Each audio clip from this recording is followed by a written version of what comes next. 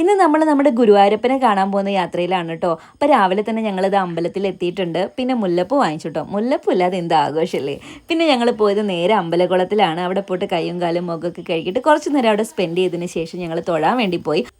ഭയങ്കര തിരക്കായിരുന്നു. ക്യൂ നിന്നിട്ട് തൊഴാൻ വയ്യാത്തതുകൊണ്ട് ഞങ്ങൾ പുറത്ത് നിന്നിട്ട് തൊഴാമെന്ന് വിചാരിച്ചു.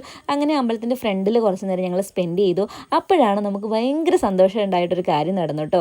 അവിടുത്തെ സെക്യൂരിറ്റിമാർ കണ്ണനെ ചാർത്തിയിട്ടുള്ള മുല്ലപ്പൂ മാല അതോടൊപ്പം തന്നെ മയിൽപ്പീലിയൊക്കെ നമുക്ക് തന്നു കേട്ടോ. അത് വലിയൊരു സന്തോഷമായി ഞങ്ങൾക്ക്. കാരണം ഞങ്ങൾക്ക് കണ്ണനെ കാണാൻ പറ്റിയില്ല. പക്ഷേ കൃഷ്ണനെ ചാർത്തിയിട്ടുള്ള മാലയും മയിൽപ്പീലിയും കിട്ടിയപ്പോൾ ഭയങ്കര സന്തോഷമായി. പിള്ളേരും ഭയങ്കര സന്തോഷമായി. പിന്നെ അവിടെ കല്യാണങ്ങളൊക്കെ നടക്കുന്നുണ്ട് കേട്ടോ. അപ്പം ഞങ്ങൾ കല്യാണങ്ങളൊക്കെ കണ്ടിട്ട് പിന്നെ നേരെ ഞങ്ങൾ ഫുഡ് കഴിക്കാൻ വേണ്ടി പോയി. ഏകദേശം കുറച്ച് ടൈം ആയിട്ടുണ്ടായിരുന്നു, വിശക്കുന്നുണ്ടായിരുന്നു. അങ്ങനെ നമ്മളിത് ആ ഫുഡ് കഴിക്കാൻ വേണ്ടി ഹോട്ടലിൽ കയറി നല്ല ദോശയൊക്കെ കഴിച്ചു.